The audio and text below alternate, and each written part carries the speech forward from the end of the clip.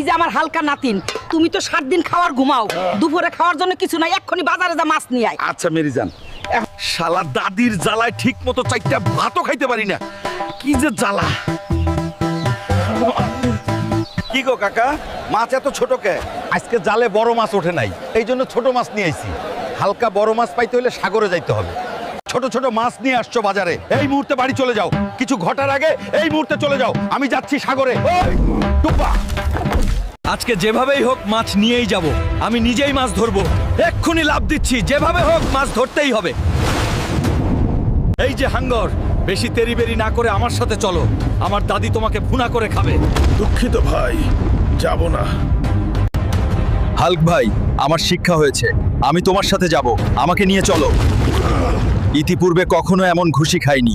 শালা হাঙ্গরের বাচ্চা হাঙ্গর, আমাকে কত কষ্টই না করাইলি। যা, এবার তোকে বাড়িতে নিয়ে